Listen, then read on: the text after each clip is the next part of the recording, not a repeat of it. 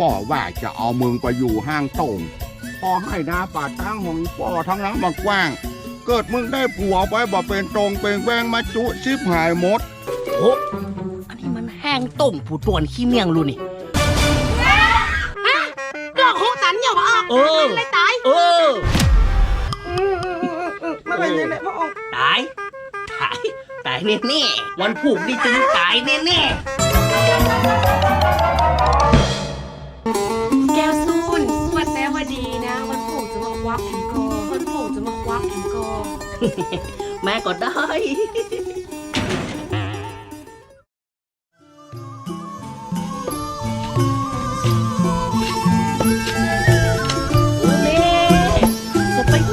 จะไปเนี่ยโอ้ยก็เด็กจะลูกในท้องจะเป็นหยังเดี๋ยวแม่ไปอยู่ในห้องพุ่นเนอะไปอยู่ในห้องได้เดี๋ยวพ่อจะเนี่ยคนเดียวเนอะแม่เนอะแล้วเนอะป้าตวนครับบัดเดี๋ยวนี้ผมเป็นลูกชายป้าตวนแล้วครับสมน้ำหน้าอยู่ไหนจังแฮกะตวน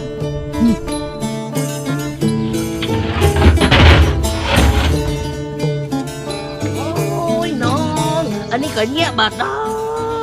ห่วงต้องห่วงไส้อันนี้ไอ้จะเงี้ยไอ้แก้วหักมันแตกกับเดียวเนี่ยหักเตะกะเจ้า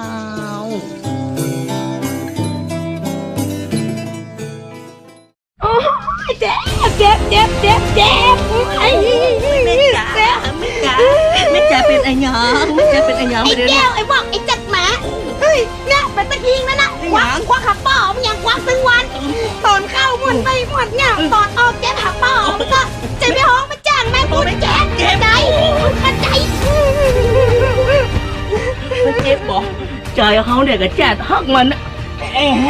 จัดหมานี่ก็ฮือเบียเขาเจ็บจัดหมานี่ก็ฮือเบียเขาเจ็บบุกหมงเจ็บกะขี้เงี้ยฮือเบียเจ็บกะหมดไปอันนี้หมดได้ล้มเหลือป่ะหมดได้ล้มเหลือหมดได้ล้มเหลือหมดได้ล้มเหลือเอาไปนี่จ้ะขี้อย่าได้อยู่ร่วมโลกกับใครเลยขี้อย่าฮือเมียหาได้เจ็บกัน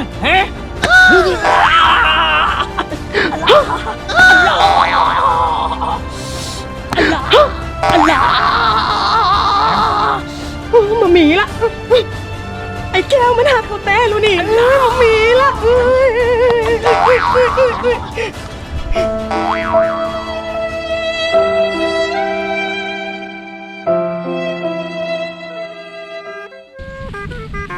มันลากคำเดียวไปได้ปะใหญ่ปานอีละเหี้ยงอยู่ลูกเล่นเกมกันลูกแม่เหี้ยงมะพร้าวลอยน้ำได้ตายแล้วลูกคนนี้ก็ตลกนะอันนี้มันคนละเพลงแล้วลูกแม่พี่ป้อมีไหนแก้ว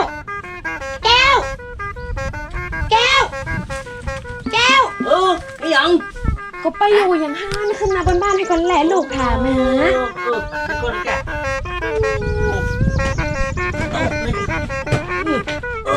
ยังไงกะลูกถามแหมก็ไปอยู่อย่างนอกบ้านแล้วเหลือก็แกอยู่ทั้งนอกมันเย็นดีแกว่าแต่พอดีลูกก็เป็นใหญ่ประปานอีละไม่อยากบอกหยังจะไอ้หยังนี่หยังแหน่นี่หยังไอ้หยังแหน่นี่หยังข้ากลัวของข้ามันตันมาเดี๋ยวนี้วันนี้สู่ตึงเหมือนหยังข้าละกะโอ้ตึงเหมือนหยังซักอย่างแล้วมาเดี๋ยวนี้มันหยังเลยเนี่ยข้ากลัวของข้ามันจะตันข้าเหี่ยวบอกออกมาได้3 วันแล้วนี่กูโกะตันจนเนี่ยโกะขว้างไปแล้วรู้สักน้อยก็ตึงมาเหลือมาเดี๋ยวนี้นิ้วก็ตึงมามีเหลือแค่ต่อมันนะปะข้างสักน้อยเป็นเหลี่ยยังสักน้อยก็ตึงมาเหลือเอาขว้างเต้น่ะขว้างแล้วกะเขาแล้วขว้างหมดลึงเหรอโคหลังบ้านทะลุแก้วพี่บากตุ๊กกูจะไปเซาะไหนนี่เอาขว้างเต้น่ะขว้างแล้วกะเขาแล้วขว้างหมดลึงเหรอโคหลังบ้านทะลุ